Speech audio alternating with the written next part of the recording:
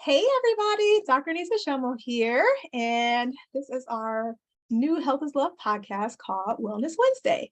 So I am your host, Dr. Shayla. I'm a family medicine physician in Cincinnati, Ohio, and I have Dr. Manny. You want to introduce yourself to everyone? Hi, yes, I'm Dr. Manny St. Victor. I like to consider myself a psychiatrist turned entrepreneur slash hypnotist. I do a lot of coaching around mindset, but I use a lot of the NLP and language tools just as opposed to having a medical bent, as opposed to having a pharmaceutical bent. Exactly, yes. So today I wanted to talk about, on that, like that's exactly why I brought you here, because a lot of people know us as doctors. They always say that we're trying to push medicine on people Mhm. and that sort of thing. And that's not true. Like, as a family medicine physician, I know all types of ways to help manage different problems, such as meditation, all that sort of thing. Sometimes people just don't have access to those sorts of things, Yeah. or they're just not open to it because they've just never been exposed to it, or they tried it and maybe it didn't work. I'm putting my pronouns in there. Mhm. So, for me, it's just an interesting thing because people assume a lot. Everybody always is like, oh, traditional Western medicine doctors don't know anything about anything. And I'm like, I'm a family doctor. Like, family doctors, I took integrative medicine elective when I was in medical school. I took an integrative medicine elective when I was in residency. A lot of one of the faculty in our department right now does acupuncture. I think two of our faculty actually do acupuncture. So I've been exposed to a lot of integrative medicine things. We actually have a integrative medicine center in this part of our department as well. So people just assume a lot. They don't ask a lot of questions. So it's a very interesting thing because, like, it's like a difference in expectations. A lot of times we don't really know what the patients are expecting of us. Yeah. And we don't know that that's what they're interested in. And they make a lot of assumptions, and, and vice versa. Sometimes, we could offer somebody, but I generally will offer people different things, like different options and that sort of thing. So yeah. I think they have a hard time knowing what's available and even the amount of details they get for stuff. Because, you Right. get a lot of marketing for medications. You won't so much get marketing for meditation. Exactly. Yeah. Exactly. And that's what's hard. And that's honestly one of the things I wrote in my first book, Health is Love, was that one of the things that was interesting about when we moved into this house. We've been in this house for about 6 years. We have about an acre and a half of land, which is amazing. But because we have an acre and a half of land, we have our own garden. And so in Ohio, like, tomatoes and cucumbers are very, like, prosperous. Apparently, Ohio is the #1 producer of tomatoes in the whole country, which is like more than California, like, which surprised me, because they probably just need a lot of water, and I don't know if they can get as much water in, California. So, but we grew like so many tomatoes and so many cucumbers, and I had to figure out, like, what to do with them. So I was just like, we have all these cucumbers. That sounds like a business model. Yeah. Right, yeah. But so I just started eating cucumbers, and I'm just like, you can just eat a cucumber and it's very filling. And I just eat them for lunch. Yeah. And I was like, but there are no commercials for cucumbers, You will not see a cucumber commercial. So it's just an interesting thing, but that, people, because of that, commercial and capitalism piece of it, yeah, there is a difference in expectations and marketing, because now everybody's, coming in asking for those new weight loss drugs. So that's been the biggest thing right now. So, all right. So let's introduce the topic and transition there. So I wanted to talk with you about tips for better sleep, because I am a person who, especially in medicine, I feel like we ourselves do not always value the importance of sleep, because the way our medical training is and our profession is, we are often sleep deprived, and it's kind of just accepted. And so for probably all of residency and the first few years of my career, I didn't sleep for basically like 7 years. And I realized after the fact it was probably because I actually got an IV place right before I started residency. And so it was helpful because it helped me survive residency, I'm sure, and like be able to stay awake and that sort of thing. But at some point, I needed to sleep and just had a lot of insomnia. And so over the years, I've learned a lot of different ways to manage that insomnia. Like I cope very well with it. Like I would just get up at like 4 a.m. and go to the gym and work out. And that actually helped me like sleep at night and that sort of thing. Um, so tell me about your experience with insomnia. Well, that's like my life story. Like you said, throughout medical training in med school, well, even in undergrad. In undergrad, I had a good bit of depression. And as a Mhm. result, most of my nights I would stay up worrying. I Mhm. was worried. I Yeah. would stay up at night thinking about death and thinking about Mhm. failure just for a long time. By medical school, I would work myself to exhaustion, Mhm. collapse, and then basically wake up as soon as I can, as soon as I could, and get right back to studying or whatever. I just, I got to the point where, I would play audios in the shower so I Mhm. could study. So Yeah. the sleeping was almost perceived in my group almost like as a weakness. Mhm. We have a big bottle of Mountain Dew, we just go, nap there. By the time I got to residency, the call schedule, the call schedule doesn't care about your sleep cycle. And overall, I took a lot of breaks during my training. So by the time I was in residency, I was thinking my mid to late 30s, and I had spent my whole life just with these bad sleep habits. Mhm. It was just so I couldn't conceive of healthy sleep hygiene. It wasn't until I'd say about a couple years ago, I just decided to go all the way super healthy. I had been doing meditation before and been doing hypnosis, but I decided to go ahead and apply the stuff that I was helping my clients with to Mhm. myself, and started opening myself up to dreaming, to the point Mhm. where instead of spending the whole night worrying about getting to sleep, I spend a lot more time dreaming. And even if it happens to be a nightmare, I'm okay with that because I know it's emotional process. Right. Yeah. Yeah. So there's a lot of things too. Like I have a lot. I think that I always say that there's a type. Like as doctors, there's a type that we are. And one of the biggest things that we are naturally worriers, right? Because in order for you to be concerned about other people's health, you have to be just a worrier. So I've been that way my whole life, just worried about this and just a fair amount of anxiety. And I feel like that's kind of what keeps us out of trouble and in the books and, out of jail and that sort of thing, especially where I'm from. So it's just like I probably was more worried about things than most other young people. And so that happened to me when I went to medical school as well. Like I'm sure I had what's called adjustment disorder. For people who are not doctors, there's such thing called adjustment disorder where you have some kind of life change. And so when I started medical school, I actually got a degree in Spanish. So for a year, my last year of school, I actually could have finished college early. But my last year, I didn't take any science classes because I barely took any classes. Like I basically just drew out my last year because I was applying to medical school. And so when I started medical school, I had this big insecurity that I hadn't taken medical like any science classes in the past year. So for like 6 months, I was afraid of failing out of school and I couldn't sleep. And then we learned about adjustment disorder at some point in the second year. I was like, I'm pretty sure I have adjustment disorder when That I resonates, right? started. But yeah, for me, like I said, it was like getting off that birth control, I was able to sleep finally. And I was like, and then it's like stuff like that. And for me as a family doctor, I'm like, why don't we screen more people for, sleep disturbances when we start them on birth control? Yeah. Because we know a lot about like, we talk about mood changes, we talk about, um, you know, diet changes and weight and all that sort of thing. But I feel like we don't put enough emphasis on sleep. Yeah. And I know that when I was going through my whole insomnia, situation, I was going to the doctor regularly, like every year, and my doctor never asked me about my sleep. And so now I make a big point to try to ask my patients about sleep and to make sure that it is part, especially during my physicals, which, as a geriatrician, that's one of our like review systems as well, a geriatric review system, talk about sleep, pain, all that kind of stuff, bowel movements a lot, so, Yep. so yeah, my physicals, I ask all that same similar things. I ask about fall. So, that's why it's important for people to get their wellness exams, because if you are just coming in for chronic care or just for sick care, we don't always have time to talk about, all that other stuff. Yeah. But even as doctors, like I said, it's just an interesting thing because our culture doesn't always, prioritize sleep. Yeah. Yeah, the motto at one point I remember was "You can sleep when you die," and we joked about it, but Right. ultimately, even jokes have a little bit of truth to them.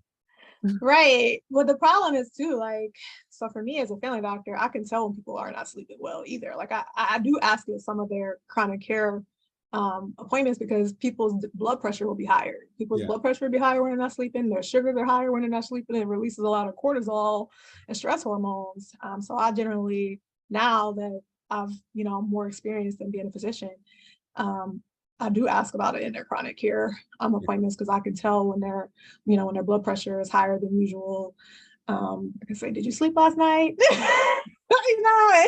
And especially some of my retirees, they'll be like, "Oh no, because I was busy doing this or doing that, and I didn't think I really needed to sleep." And it's like, no, actually, it increases your blood pressure.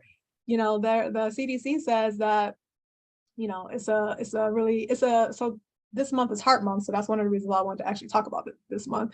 But not sleeping can raise your blood pressure and it can lead to premature death. So it's like people will be like, "Oh, you can sleep when you're dead," but you're like, Make it "You happen will be faster. dead. Yeah, right.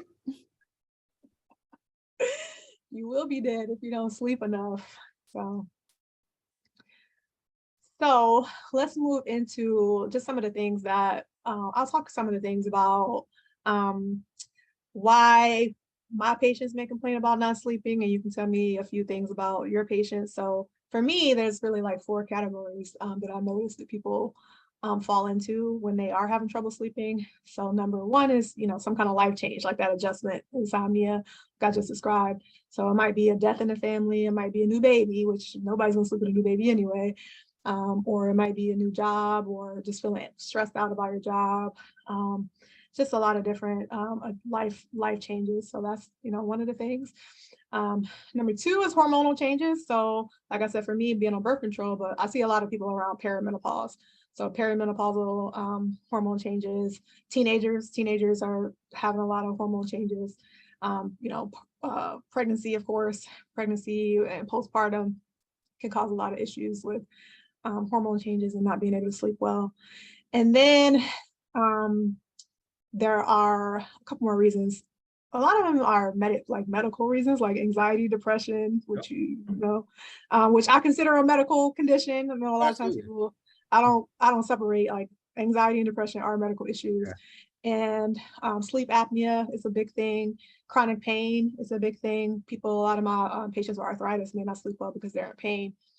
And there's another big category that I'm missing. So I'll think of it, and while you tell me some of the reasons why your patients may not be sleeping.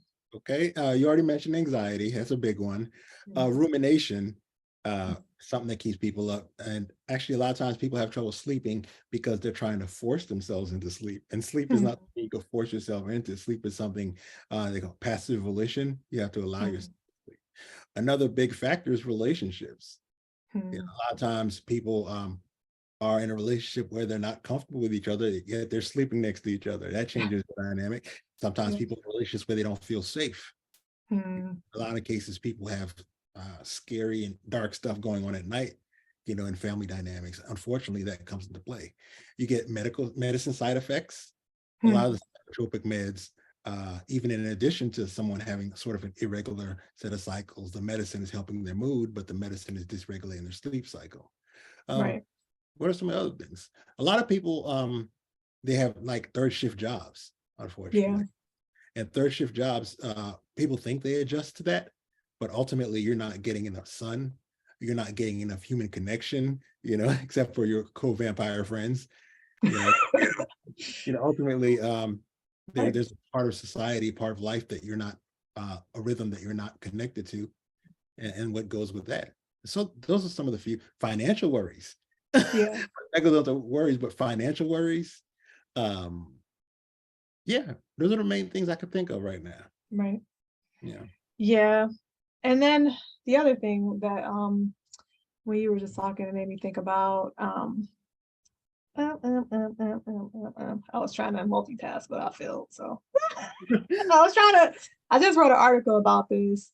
So check that out in the Cincinnati Herald. Oh, the third one was just poor sleep hygiene. Yes, I was just thinking that. Yeah. Yeah, so poor sleep hygiene. So that's kind of some of the, what I want to talk about today, like how I work on my sleep hygiene. So yeah, basically that's just things you actually control. Like some of the other stuff, such as, just life worries and being stressed out. you don't really have control over that. You don't have control over your hormones changing. For the most part, like I said, unless it's birth control and you notice something like that, then maybe you could consider something different, or even like get some medicine to help balance out the side effects of that as well.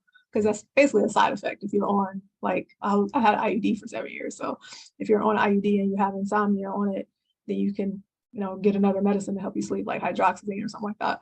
That's probably what I should have been doing for those 7 years, So, it's, for me as a geriatrician, often we'll say like, well, discontinue the medicine instead of start another medicine. But for a young person like myself who was just trying to make it through the world and not have a child before I was ready to, Yeah, it was kind of like, well, I would have taken another medicine to manage it. So, and then, there's just a lot of, like, I don't know if I mentioned, did I mention sleep apnea? Sleep apnea is a really good.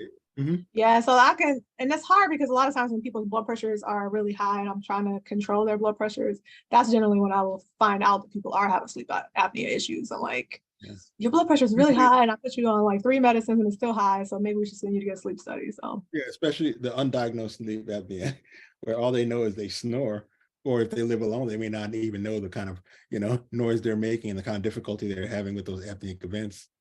Right. And I guess the other piece that we didn't say when you were talking about partners is that sometimes people may not sleep because their partner snores. So partner has sleep apnea and they're like worried. Like, you've been talking to my wife? What?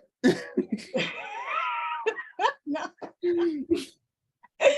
So it's just, an interesting thing as well. And that's one of the things for my husband and I. We've been together forever. So we have a hard time when we're not in the same bed together. We have a hard time sleeping. Like, if I was in a conference last weekend and didn't sleep well and he didn't sleep well. So it's an interesting thing that way too. So, all right. So let's talk some about, tips for better sleep. So I will kind of give my my top 4 tips, things that help me. So number 1 is trying to stay active and eat healthy during the day. A lot of people don't realize that exercise can help you sleep. Trying to get a lot of energy out definitely makes you usually just sleep better at night because you're just tired, your body's tired. So exercise definitely. And then just eating a healthy diet, because sometimes if I eat like really heavy meals or too much dairy, that sort of thing, I can notice that my sleep is not as good. Yeah. And then, so that's number 1. Number 2 is working to quiet my mind, like you were saying, ruminating, that sort of thing. I tend to do that often. I feel like doctors are probably really bad at that. You're like, oh, did I order that lab for that patient? Did I do this? Did I do that? And did I refill those medications? Like, there's just so many things on your to-do list that sometimes, and I'm sure a lot of, like, I don't have children, but I'm sure that's probably a thing with a lot of parents too, so many tasks. So like any kind of job or responsibility that you have where there's just a lot of tasks, that sometimes could be hard to not ruminate.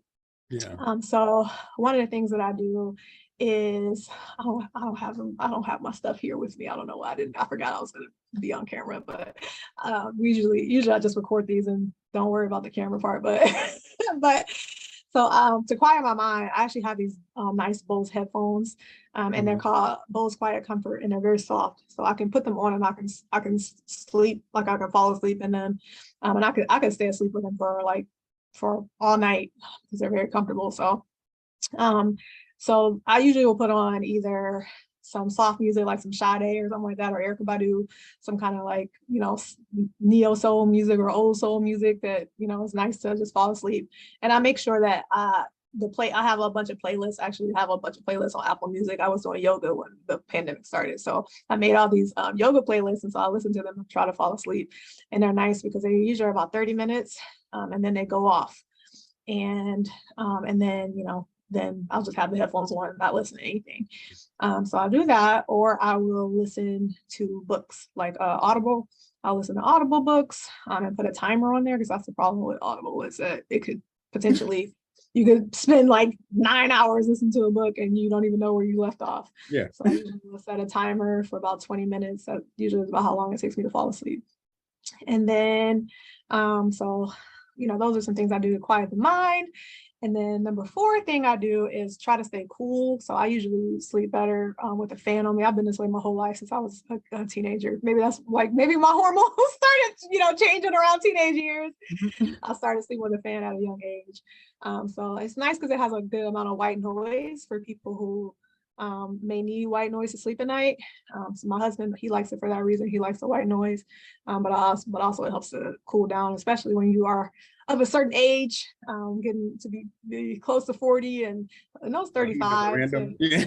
Yeah, like 35 to like 50. A lot of women start having a lot of hormonal changes and just really hot at night. So it's nice to have like 3 fans,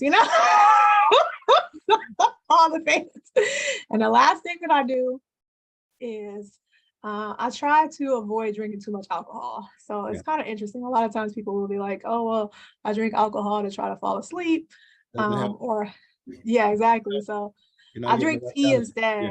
I drink caffeine-free tea at night. Because it is nice to like come home and like relax and have a nice like little wind down moment. But instead of doing that with like wine, and honestly, with 1 glass of wine, I'm okay.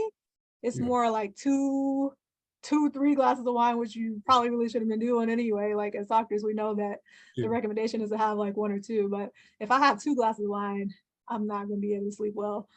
So I try to just even avoid being around it at all. So I just drink tea. I have a bunch of different teas. I was raised by like somewhat like hippie type parents, if you never could notice. My parents came of age in the 70s. So I grew up on the food co-ops and that sort of thing in the 80s and the 90s when a lot of people were not into that kind of thing yet. But my parents converted to Islam. And so it was just kind of this whole world of like trying to take care of your life, your body better. And, you pray 5 times a day and which is a form of meditation, so it's just that religion spends a lot of focus on just trying to care for your body. So grew up going to food co-ops and that sort of thing and drinking celestial seasoning tea my whole life. So I try to avoid the peppermint tea. Everybody like loves their peppermint tea, which I love it too, but I can't drink it at night because it'll make you too awake. So I usually do either they have this honey vanilla chamomile one that's really good. They have this Bengal spice one. It's kind of like a caffeine-free chai tea. Yeah. So that one's nice. I like sour beers. So I sometimes like sour ones like hibiscus. They have this one called Red Zinger. I think they have a Blue Zinger. So I do, I've made those tips and all of those 4 things really help me sleep well most nights. And then when I do get like around my cycle, even though so I had a hysterectomy about a year ago, so I don't actually have a uterus. So I don't even know when my cycles are, which is weird. But even before I had a hysterectomy, that's a whole situation. But my whole situation with my periods, everything has been messed up forever. But I've started trying to track it because I've noticed that around that like 2 weeks before I would have a period, like premenstrual time, I get a little bit of like my husband is like, family medicine psychiatry. So, and I know a bunch of psychiatrists because we have a bunch in our department. So I feel like I'll call it being a little hypomanic. Yeah. And I can't sleep. And then I start doing things, like get up and do all, So I actually noticed since I started going back to acupuncture that acupuncture can help with that. So this month, when I know, like as soon as it happened, I text my acupuncture Chinese medicine doctor, like, "Hey, can I get a session?" So I think I went like 2 days with like poor sleep, and then I got in with him, and I've been sleeping well all weekend. So yeah, I love acupuncture. yeah, it's amazing. It's really amazing. Yeah. So tell me what you do. What kind of things have you learned? The routine is important. So it took me a while. Like I said, I didn't have much of a regular routine through most of the training. My wife is an early sleeper, so I got into the cycle of 8 o'clock, bring the kids up, do their bedtime routine, come in here, wind down. I tend to I still have the device bad habit, so I tend to read on my iPad or on my phone at night, which I know isn't great. One thing we've done though that's been amazing, and I didn't realize it was that much of an impact, is we've made our room like pitch black. Mm. I always heard that light had a negative impact. And so initially we got blackout curtains for our window so that Mm. there's no moonlight, no street lights, no stars, nothing coming in that way. So then Mm. we decided, hey, the front door, sometimes, the kids like to sleep with the lights on. There's a little bit of light coming around the edge of the front door. Mm. So we put a blackout curtain on the front door to cover the edge of the light. Mm. Darker the room got, the better we slept. So we started covering up the TV light, anything charging, all the phones, and we made it pitch black in the room, and it made such a difference. But Yeah. when I wake up at night, I bump into the walls, but I've gotten better. um, I once I find my way to the bathroom, lots of trips because I am 50, lots of trips to the bathroom, but I don't wake up. I wake up the next morning and I'm refreshed. I don't get that wake, sleep. Mm. That's one of my favorite things. Yeah. Also, What about, I didn't say this in mine because forever I've never had a TV in a bedroom. Do you have a TV in your bedroom? yeah, we do. Yeah, we do. But we tend to, most nights we're too tired for TV. We have it there. But mainly we sometimes one of us escapes because we got 4 kids. So one of us escapes to the TV while the other one is coping with the kids. Yeah. So, and plus our TV, it had a bit of a red light at the bottom that was on all the time. So kind of jammed the tube sock in front of that. That's part of the furniture because that way, even that little red light was part of against our pitch black.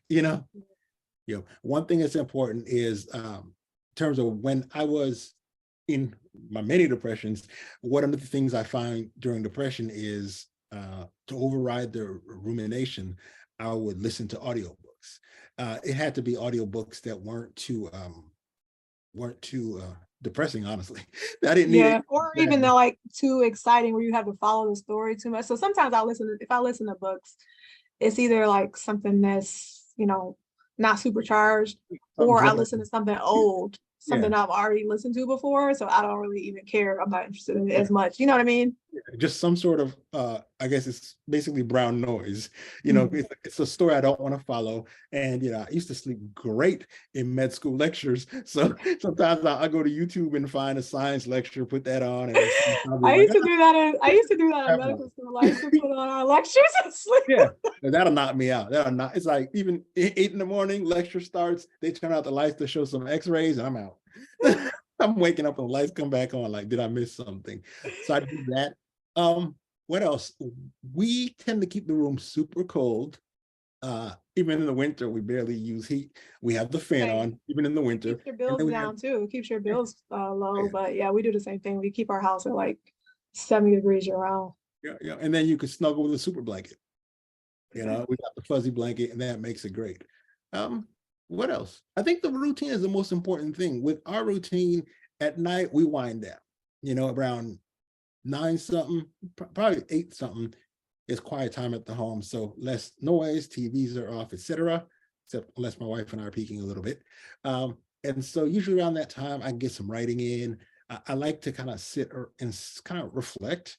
My grandpa used to do this, and I always thought it was the weirdest thing. Where in the evening he would just sit there with his pipe, and sit there Yeah. and and just sit there. Yeah. Sometimes in the dark, sometimes out in the balcony. And as I've gotten older, I found that just taking a little time to get an idea of what's going through your mind. And it doesn't even have to be formal meditation. It's Right. just still time when you're not putting in new data. It's a good way to kind of churn through some of the stuff from the day that might be unresolved. Mhm. Uh, on the other end, my morning routine relieves a lot of stress Mhm. because I know in the morning I won't have to like wake up suddenly.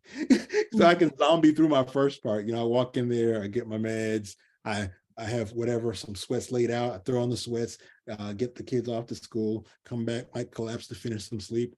Or, my wife's usually doing yoga. There's a machine that there's not much thinking for the Mhm. first couple hours. It's all autopilot, alarms Right. go off, bus time, feed kid time. It's the morning routine, I think, is fantastic because it relieves some of the stress. In terms of data, one of the things they found is the cortisol awakening response, how high your cortisol spikes is predictive. If you think you're going to have a crap day, your cortisol spikes higher. Mhm. So by making the morning more mellow, more predictable, you can manage that cortisol awakening response and make it less of a spike. Also, in terms of mood management, if you can make your nights peaceful, if you can make your night routine peaceful and regular, what you can also do is in the morning, you're more able to, you wake up in a better mood. And the part of the morning routine is managing your mood. Like I said, at night, you do the wind down where you reflect. In the morning, you kind of get an idea of how you're feeling about your day, what things are stressing you in particular, where you feel underprepared. And instead of just tumbling through the day, you have your day, you break it up to the little pieces and you allocate energy to each of the pieces. And just knowing that that's done makes sleep better for me. Just at night, reviewing my schedule lightly. You know, to me, those are things that I found to be most helpful. Right. No, but I think that what you just said is really important though, because I feel like a lot of people just function in so much chaos. And people don't really realize you have the power. Most people, obviously, like I said, when you have like a new baby, you don't necessarily have complete control over when the baby's going to wake up and that sort of thing. And even like teenagers and all types of stuff, when you have children, it's very unpredictable. But, it's one of those things where like you set the tone in your house. I'm sure that your children sleep through the night because, you all have created a routine and a sense of peace. Because, for me, the opposite of chaos is peace, But a lot of people's lives are very chaotic. And, for us, we've come from a place of privilege of, being people who have paid our dues, and now we can create that peace at home with having like, one job and that sort of thing. But even as physicians, our lives can be very chaotic, So I think that sometimes people, just because we have a financial privilege, doesn't necessarily mean that we're any better about managing our schedules. Like nobody teaches us this kind of thing in school. Like obviously people taught us the opposite. So a lot of this stuff we have to learn. Yeah. And so I think even for physicians, one of the biggest things that people have to figure out is what kind of job allows for the most peace, because currently, there's just, I've quit a lot of jobs. I've said that before. I've had a lot of jobs. I've quit a lot of jobs when I felt like it was too much chaos, or when I felt like it was not peaceful. I've quit jobs, and I have the privilege of being able to find another job pretty easily. And I know, but for my parents own their own business. So sometimes people may start their own business or may change careers. So people have the power to figure that out. Like if your life is feeling too chaotic, you have the power to figure out what you need to do to bring that level of order and peace into your home. With me, when I went into business for myself, initially I still had my medical life habits. So I would grind, wake up. As soon as I woke up, I would just get to work, and there was no wake up time. It was just whenever my body allowed me to wake up. I stay up super late. Sometimes I work till 2, 3 in the morning, and then in the morning I had to get up for the kids' school, and then I would work. So there was no routine.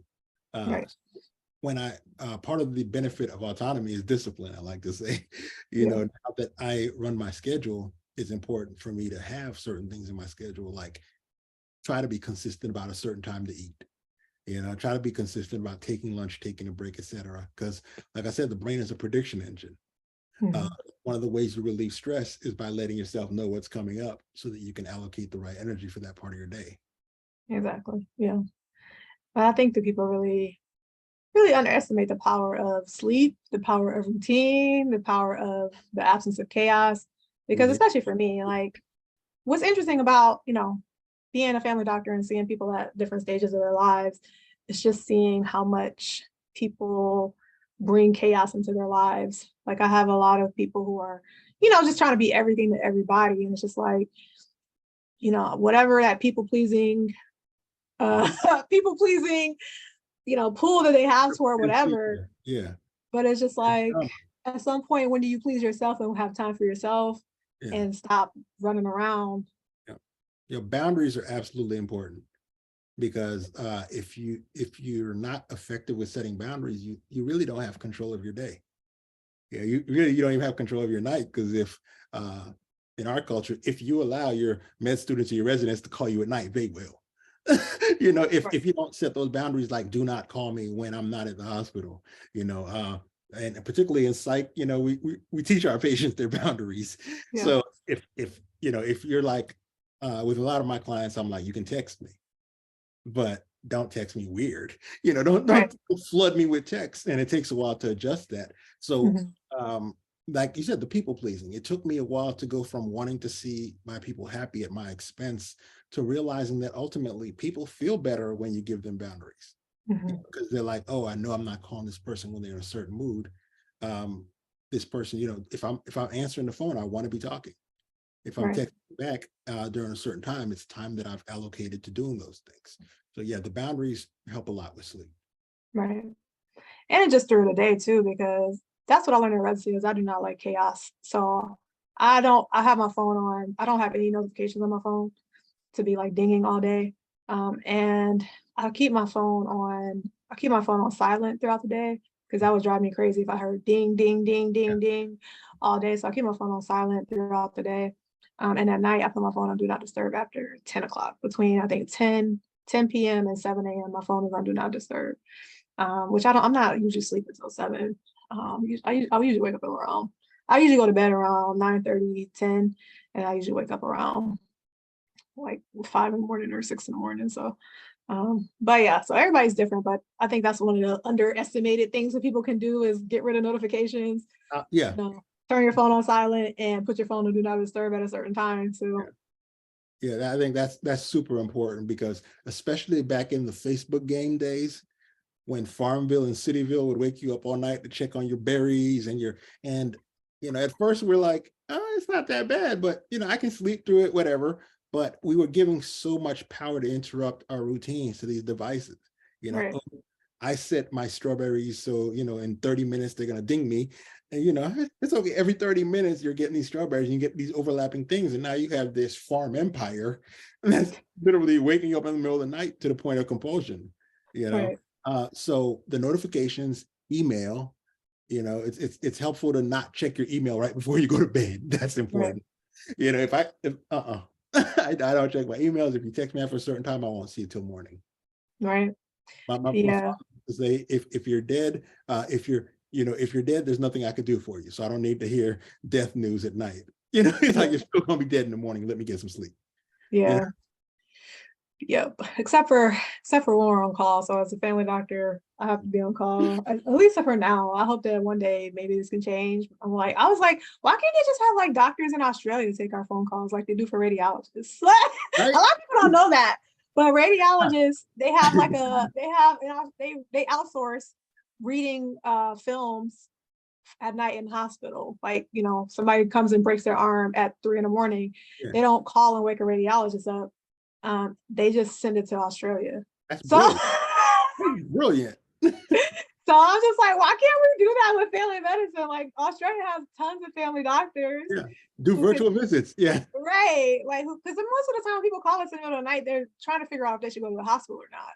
So Yeah. it's mostly just triage. Like, I mean, it could even be nurses. Like they could send that job to nurses in Australia, Because They would people are generally just appreciate like, do I need to go to the hospital or no? And generally, if you're calling somebody and it. wake them up Just in the need middle for of the night, the answer is reassurance. yes. Yeah. Just want, and particularly like when I used to work ER, crisis like ER, a lot of times people would be in there and flat out it was loneliness. It was Yeah, just wanting to talk to someone. right. So really they a lot of times they would show up and interrupt your sleep just to make eye contact with someone. You could sense it. They're lonely at Yeah, home. They're having some sort of episode as a result of being alone and lonely. yeah. It's kind of sad. No, loneliness is definitely a big thing, especially with some of my older patients. They've talked to you about in COVID, the isolation definitely killed a lot of people. Like people die of loneliness. A lot of people don't realize that, but our emotional health definitely has such an impact on our, the mind and as family doctors, we know the mind and body are connected. Everybody Yeah. knows the mind and body are connected, but we just started doctors who do a lot of the medicine that deals with both things. So, but yeah, I am. So let's talk about some of the medicine. So as far as sleep, how often do you prescribe medicine, and what kind of medicines are you usually thinking about? And then we'll talk after you talk about that. We'll talk some about like other Yeah. treatments outside of I've gone pharmacy. like I don't prescribe anymore. I don't prescribe meds. Like my clients come to me, mainly I've chosen people who don't need meds, or if they need meds, I send them to one of my colleagues. Okay. I've literally stopped prescribing. And is it because because we haven't talked yet about your hypnosis. Is it Yeah. because a lot of times you work with your patients in hypnosis and they may not need them anymore? So tell me more about that. Yeah, I've moved to a model where I got really, really into Ericksonian hypnosis because so many things could be controlled linguistically. You know, our whole body is, you know, it's kind of weird to explain, but our whole psychoneuroendocrine system works on metaphor. You know, it's sort of the thought and movement. It's all like charges. You know, if you think of it as, you know, a lot of people say energy and it sounds too woo, but ultimately the same signal that could control thought controls an action, a physical action, or controls sending off a hormone if it's in different parts of the body. So what they found ultimately with hypnosis is there are ways to provide someone with, they call them isomorphic metaphors. There's a way to provide someone with a metaphor or a way of thinking that once it's in their subconscious, it actually helps them access parts like regulating your blood pressure, regulating your blood flow, regulating your sleep cycle. So the main thing that I found with my clients for sleep, I use Hypno. I have a lot of results with Hypno. And it works because in some cases, what's keeping them from sleep is nightmares. A lot of times what's keeping them from sleep is a lack of a routine. And one of the approaches we use in Hypno is sleep scripting, where you play the tape and the tape will walk you through. Go into the room, lie down, feel the coolness of your pillow, notice the coolness of your fan. And having someone tell you that, it's almost like I used to say during my depression, I used to play a lot of books. Having like maybe a 45-minute tape walk you through sleeping, it keeps your brain busy enough so that you're not ruminating. You're Right. sleeping correctly. For a lot of us perfectionists. Yeah. And another thing I found with my clients is by managing nightmares, a lot of people who used to have nightmares suppress their dreams and suppress their sleep as well. So by allowing people to have a way of either becoming better at coping with their nightmares, or some people who don't dream, allowing them to actually dream and tolerate the dreaming, that helps sleep. You know, you can lead yourself to sleep with curiosity. I wonder what I'm going to dream, you know? Right. So Yeah. all these are things that they're subtle, but I found that by becoming more masterful in the realm of Ericksonian hypnosis, I get better results, and people know that they come to me for that. So when they come to me for like meds, usually I'll refer them to a colleague who's more adept at that. Right. So I guess maybe we should back up a moment though, because when you say nightmares, I guess we haven't talked that much about PTSD. So Yeah. that can be a real big reason why people maybe not sleeping well and maybe having nightmares because they're kind of reliving Yeah. traumatic events. Yeah. So Yeah. hypnosis can kind of help people break out of those cycles. Absolutely. Yeah. Absolutely. The power of hypnosis is it allows you to shift the subconscious associations in your mind. So one of the things that hypnosis is particularly effective for is trauma memories as well as phobias, you know, because ultimately what you have, your brain runs on triggers, you know, basically cues, outside cues. And a lot of people have unresolved emotions. And what happens with unresolved emotions is they come out of, they show up as if they were present. uh, Resolved emotions show up as a memory.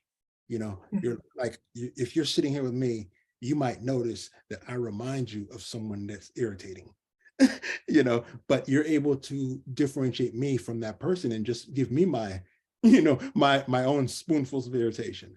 The thing with trauma is, one of the best examples is in trauma, there's rage instead of anger. So when someone makes you angry and triggers your anger, all the old anger, helplessness, basically all the times that you were angry before that you weren't able to do something about it, that you didn't get closure about, all the times you feel helpless, hopeless, overwhelmed, they all show up with that anger. That's the nature of PTSD and trauma, is that certain things never become memories. Like they never disappear. They always show up in the present. So with hypnosis, we're able to help people with their cues so that when the cues are activated, a person can still stay present. We call it the window of tolerance. Window of tolerance is how far, how aroused you get over different cues, your threshold, and how you're able to bring yourself back, just coping mechanisms. And with PTSD, a lot of times you can apply CBT, EMDR, eye movement desensitization, reuptake, reprocessing, which ultimately is about providing someone with the ability and training to create these resourceful states, like so that even as they're afraid, they have an ability to go back to a safe place. Right. Yeah. And so a lot of people with PTSD, you'll find that they spend most of their time in fight flight, in survival mode. So their cortisol spiking, testosterone, adrenaline. And so helping with getting the memories right allows them to regulate and less nightmares, because sleep is about processing emotions. So less nightmares, less flashbacks, less of uncertainty in the likelihood of being triggered, less startle awakenings, lower startle response, lower hypervigilance. All these things come into play in your circadian rhythm and your overall quality of life. So definitely, yeah. For sure, because so first of all, that's really amazing that you were able to do that work with hypnosis. So I know last time you were on, you offered our listeners a trial of hypnosis, and Absolutely. so drop the info real quick about that. Absolutely. You can reach out to me. I use a Gmail, mani.saintvictor@gmail.com. And we'll use health is love hypnosis. So if you put that in your subject line, health is love hypnosis, I'll know that you caught us on this episode, and that's why you're there. And we'll give you a gift session. And it's amazing what one session can do. So definitely I'll offer that. Absolutely. So it's Manny St. Victor, MANI.SAINTVICTOR@gmail.com. Just reach out, let me know where you heard about it, and I got something for you. All right, awesome. And of course, when I post this on my socials, I'll tag you in the post, and your name will be spelled on the graphic as well. So if Awesome. you have a hard time listening to people spell their name, then don't worry, we got you. Yep. So that's awesome, because so for me, fortunately, in my life, I've experienced some trauma, but I don't have a lot of traumas to the level of PTSD. So for me, just a little bit of acupuncture can be helpful, but I know a lot of people who just have experienced, a lot of just really terrible things in their lives that they may, the hypnosis I've learned about is a really good way for people to try to work through some of that trauma in their subconscious, because that's where it lives. It lives in their subconscious, and it's affecting your body. Yeah. Yep. And it's interesting, because I went to a conference last week, and they were talking about obesity, not so much as a disease, but more of a social determinant of health, of people experiencing trauma of being labeled as fat, and all this diet culture and that sort of thing. And I'm sure a lot of them have just had trauma in their lives and have used food as a coping mechanism, but a lot of my patients who struggle with obesity are people who just have really heightened, activation of their pituitary glands, and the cortisol. That cortisol will do it. Yep. Yeah. So I don't know how many studies that people have done as far as, trying to use obesity, work with hypnosis with obesity, of trying to figure out how to process some of it. Has there been any research on that? Results. Yeah, there's definitely one of the things that has had a lot of success to the point of becoming a trend is the gastric lap, like hypnotic gastric band, lap band. Oh. What they found is you can hypnotize someone and take them to the process of a surgery experience, and then they're able to, your subconscious will do the same thing as if you have the band. So that's been in fashion for a while. Also, we're able to decrease food cravings.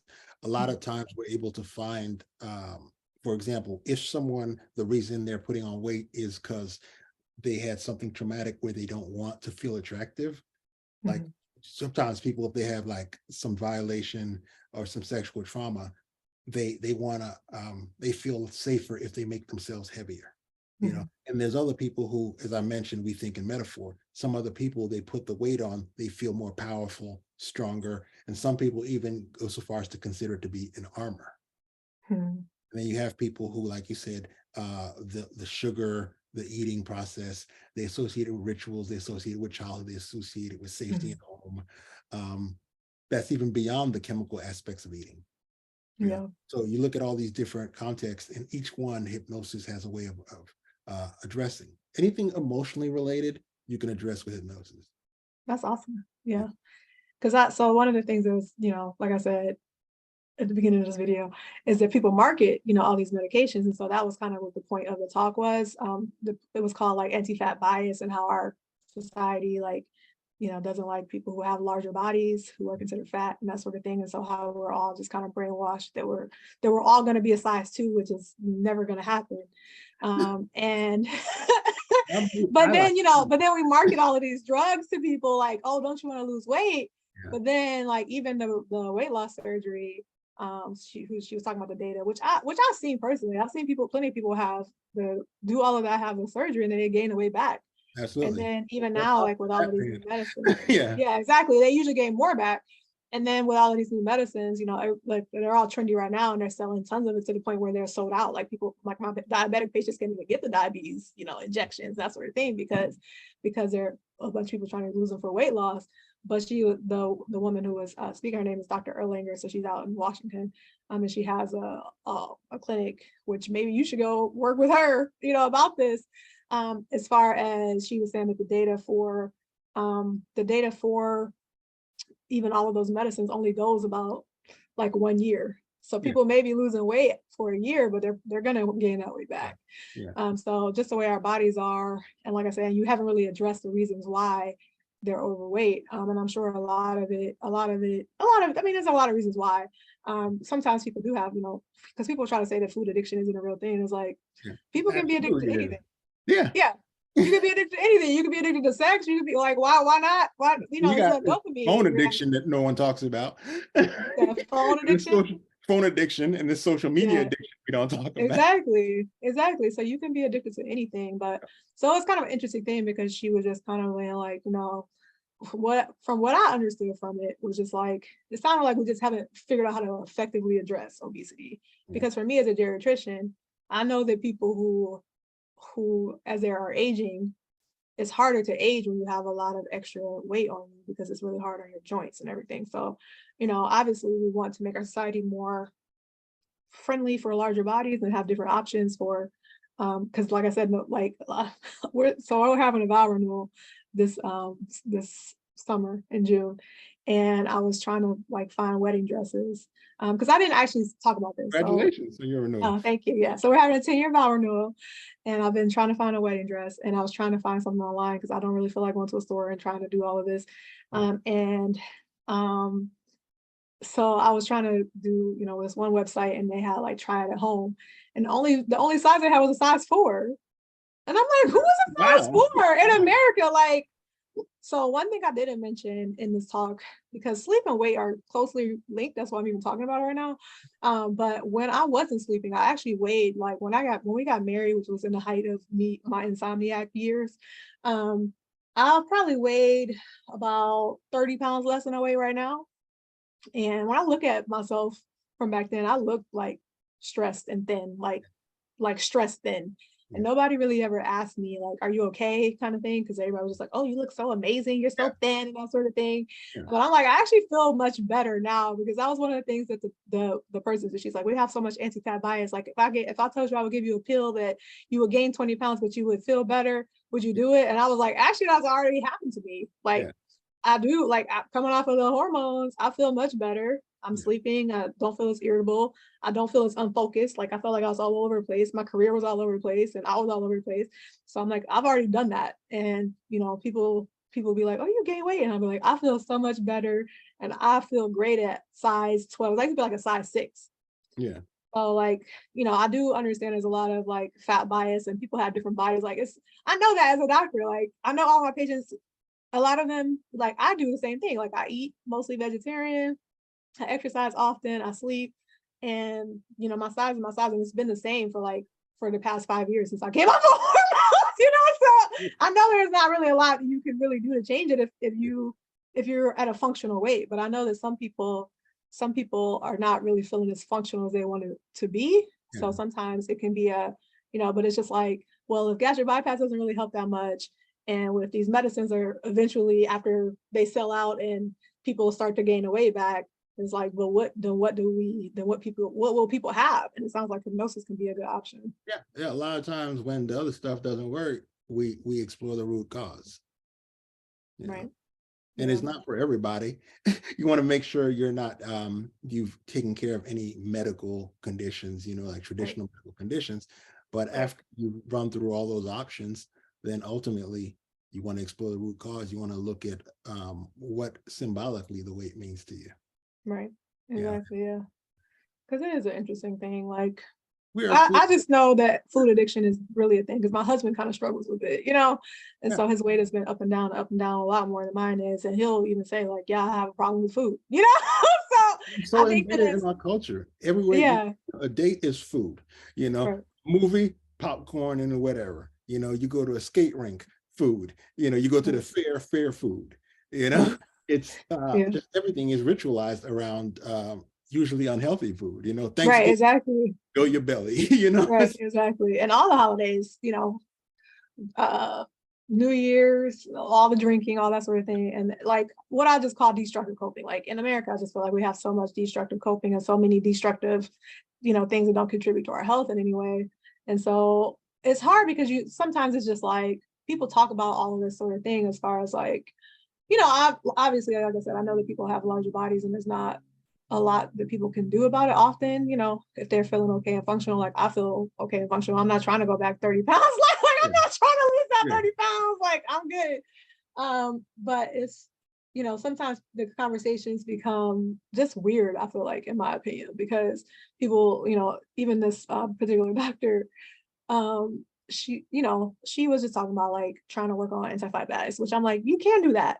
But if you consider obesity to be a social determinant of health, just that's the same thing as high blood pressure and diabetes and all these sort of things. And I know that if I treat those things, I can lower people's risk for different problems, So it's just an interesting conversation because there is recognizing that there are things that we can do preventatively, but but it's just kind of like there's always going to be some level of people whose brains just think different. You know what I mean? I feel like as doctors, our brains think a certain way. We're kind of workaholics. We're kind of workaholics, anxious people, perfectionist people. And so people's brains work different. So there's always going to be people who think different and you're trying to help them live longer. Like for me as a family doctor and geriatrician, like my goal is to help people live longer and be functional, to be, 101 and functioning. That's my goal. And I know that people who are in larger bodies, especially, to the point of feeling like they're not functioning, a lot of them don't make it to 101. So like not even a discussion of function because a lot of them just do not live to be 101. So it's just an interesting discussion of trying to balance some of that, like, acceptance with trying to figure out, well, how do we actually treat these problems though? Because it's just like you can't just be like, oh, we should just accept everybody, being, as fat as they want to be. But it's just like a lot of times people are that way because they're dealing with things and nobody's figured out how to help them, Yeah, there's a lot of quiet suffering in our culture. Yeah, for sure. With all types of things, with insomnia, like I said, because a lot of people don't ask about it, with eating issues, with alcoholism, and even with drugs and marijuana. So I know we haven't talked about that yet, but for a lot of people, they will use marijuana as a way to sleep, to help with sleep as well. So so can you talk a little bit about that? Like, will you talk with your patients about that? Um, I usually, again, I tell my clients go natural. At one point I was, at one point I was more into smoking and dealing with marijuana myself. And once I stopped, I became like, I tend to tell my clients to do what I do, because I'm doing the best I can. So I tell them like, it's not recommended because what I found was even when we moved towards the whole CBD universe, what I found was I wasn't really getting good quality restful sleep. And also I would wake up in the middle of the night. And that was my experience. And from what I understand, ultimately, especially with the concentration of THC, CBD in our current culture, you're crushing your receptors at a certain point. Yeah. And we do have like the amount of THC in concentrated enough CBD and THC nowadays where you can create psychosis. Right. Yeah, for You're sure. motivating yourself. So ultimately it becomes self-medication. You Right. know, you always got to go back to the root cause. If you're going to be drinking yourself to sleep or smoking yourself to sleep or Benadryling yourself to sleep, you got to get to the root of it. Right. That's why I always tell my people, I'm like, okay, let's see why you're doing that. Right. Let's see why you're doing that. Yeah. Yeah. So it's just an interesting thing because a lot of people would consider like, marijuana natural and that sort of thing. It's just like alcohol is technically natural and so is cocaine. And Yeah. one of my colleagues says, you know what else is natural? Syphilis. Yeah. Yeah, it gets down to semantics. It's like, oh, ABC is natural. Yeah, it's not good for you. It's not great. It's Right, not good for you. exactly. We You know, can go back and forth and talk philosophies, politics. We can frame anything so that it sounds like there's a good reason for it, you right, know. But ultimately, self-deception is a weakness. At some point, you gotta say to yourself, you know what? I'm doing this because I like it. I'm doing this because right. I'm addicted. I'm doing this to escape, you know. Uh, Yeah. and then a lot And of I times, need some help. dig And I deeper. need help. Yeah, and then you gotta dig deeper and be like, I'm doing this and I'm doing more of it, and honestly, it's not helping. A lot of times we will continue to do things that don't work, waiting for it to eventually work. Right. You know, um, and even though it's not working, we're afraid to stop doing it because we assume that if we stop, it'll get worse. I don't know if Right. I explained that well. No, Like, I completely understand because, that's why I talk about this idea of destructive coping, like constructive coping and destructive coping. Like in America, I just feel like we have so many examples of of destructive coping that a lot of people just never see examples of it. And it's more than that's just what they know. It's yeah, not so much that they don't even really think, they don't even think about it. They yes, don't it's even think very much. about whether or not it's helping. And that's literally like so I have my new course is called 14-day coping skills, but it's really from like part of my original book. I basically took like a few chapters and just made the course out of that because I felt like that was kind of like the most important part of it was basically just explaining how trauma and like the idea of ACEs, adverse childhood Yeah, experiences, and how that affects your health and how that's a lot of trauma that people are carrying around and a lot of that is affecting their health as we know, yeah, as we've known for years, but a lot of people don't have no idea about that. Like the public doesn't know about that. So, but then I have like a list of different coping mechanisms and it says, is it helpful or is it unhelpful? yeah, And a lot of people never really process that. Like, are these coping skills that I have? First of all, they don't even realize that they're trying to cope. yeah. That's what they are. Like they don't even realize, but that's what it is. And a lot of times they're getting into destructive / unhelpful coping mechanisms that are just not contributing anything to their lives in a way that is functional. For me, like I said, for as a geriatrician, that's everything is just really just about functioning. And so there's just so many things that we do that help to make our body dysfunctional, like our sleep cycle is dysfunctional, our Ourselves oblivious. stomachs, Yeah, our gut dysfunctional, our immune system is dysfunctional. So there's just a lot of different things that people are, like I said, usually just doing what they see other people around them doing. And that's part of why America is dysfunctional, yeah. Yeah, and if you watch the way the media conditions us, if you watch any type of show nowadays, every couple scenes someone is pouring a drink. They drink to celebrate, they drink with dinner, they drink on dates, they drink when things go badly, they drink to help themselves think. And in each scene is um, just cues and reminders to use. And now, excuse me, now with the legalization of marijuana, a lot of places, um, you get that, urban housewives, suburban housewives, um, all these different populations it's been blended in the music and the culture, you Right, know. Um, and ultimately, just because it's common doesn't mean it's healthy. right. We don't all have to, like I think it was a couple of years ago, 2 or 3 years ago was the first time since they started tracking it that the life expectancy of Americans went down Yeah. years ago. Mostly because of the heroin epidemic, opioid epidemic. Yeah. And that's the thing, like we're always like, chasing that dopamine chase is like really a lot of what America is about. And I often wonder, like, since I started going to acupuncture and working on that, because the thing about acupuncture that's interesting is that I've actually never been able to really meditate until I started going to acupuncture. I started going to acupuncture for fertility reasons when I was going through my cancer situation, so I wasn't going for that reason. But I found that it made me more in touch with my feelings. Mhm. and it makes you more expressive of your feelings and more expressive of your boundaries. Yeah. I'm like, nope, not doing that. Yep. So it's very interesting in that way of it really puts you back in touch with your natural state. Yeah. And then after that, I started meditate. I took a meditation course because basically after that, after I became more in touch with my feelings, I Mhm. started drinking more to numb my feelings. Yeah. Yeah, that happened. So it was hard. Yeah. Yeah. So then I recognized I was drinking too much. And so then I got help in a non-traditional way of going to a meditation course and mindfulness course. Yeah. And that really helped me learn some other coping strategies. And that's kind of what really drove a lot of my business and what I talk about, because I know how important coping strategies really can be, and constructive coping strategies. And so then, I started meditating and I found that I was able to meditate better. I never really connected the two. Maybe it took me a little while to connect the two. So then when I'm going back to acupuncture now, like I get to this point where I can like float and it feels like probably doing mushrooms or something. I don't know. I've never done mushrooms, but you get to this point like where your body knows how to release that dopamine.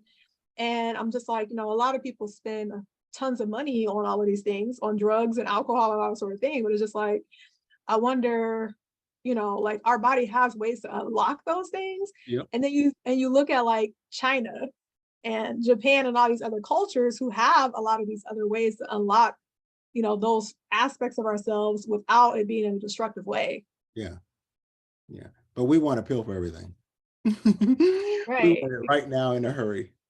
All Right. Yeah. right now Because in a it takes hurry. time. Acupuncture, like you usually have to go a couple times you have, it's like a commitment. Like I did probably initially when I first started going, I probably did like 20 treatments, but it's just an interesting thing about our culture and just what we'll pay money for, because a lot of times I'll talk about acupuncture on patients a lot, but they don't always go because they say that they can't afford it. Insurance has been a lot better about covering it, and then having access to the integrated medicine center at my job has been really helpful too.